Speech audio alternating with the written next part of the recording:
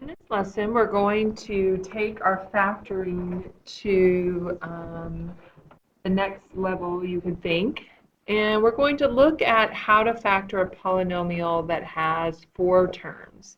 So please take a minute, set up your notebook, and write down your essential question. And when you're ready, you can begin the quiz. One piece that I want to add to your notes that I haven't already typed on here for you is that our polynomial must be in descending or ascending order. And remember, we've done this in the past where we've ordered our polynomials based on the exponents. So usually they'll be given to you like that, and you don't have to worry about rearranging it, but that is something to think about.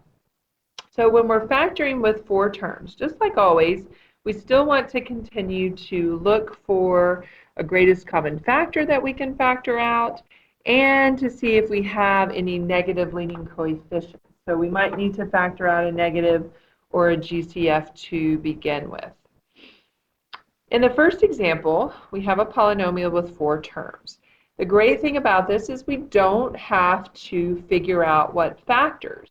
We already have our middle term we could think split up. So what we're going to start with is we're going to start by grouping.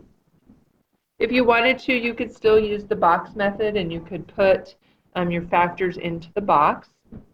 We're going to look for our GCF. So our greatest common factor between the first pair is m squared. And I'm going to divide each term here by m squared.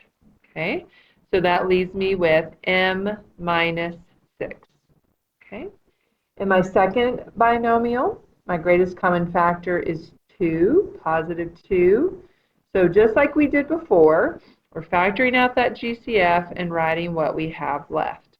And so my factors are m squared plus 2 and m minus 6. So that should be really familiar. We're just, when it has 4 terms, we can skip a few steps. Remember too, once we get our 2 factors, we do need to look at this and make sure that we can't do anything more. And in that case, we can. Okay, so looking at the next example, to start out, we're going to start out by grouping the first 2 terms, grouping the second 2 terms. We didn't have a greatest common factor. We didn't have a negative leading coefficient that we needed to factor out. We're going to look for our GCF. Our GCF in this first pair would be 3n squared. So I'm going to divide each of these by 3n squared, and that's going to leave me with n minus 1. In the second pair, the only thing they have in common is a positive 1. Remember, if there's nothing else, then they at least have a 1 in common. And so my factors are 3n squared plus 1 and n minus 1. Okay, so looking at those first 2 examples, I want you to think about what we did. Number 1, we grouped them after we looked for our GCF. We grouped them. We divided out our GCF. And then we wrote our factors.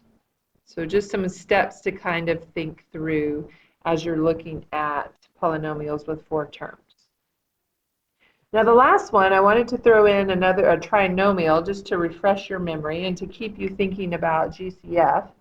I want you to see here that this does have a greatest common factor.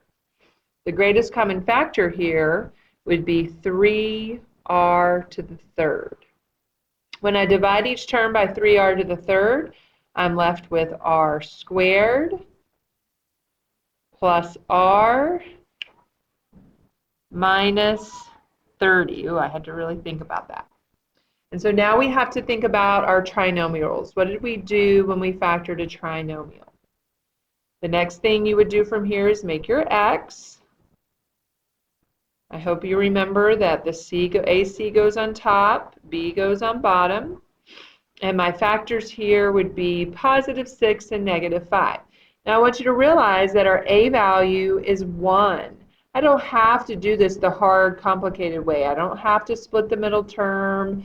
I don't have to do a box. You can, but if you realize we can do this the nice, easy way, you'll realize that your factors are R+6, R-5, and the GCF that we already pulled out.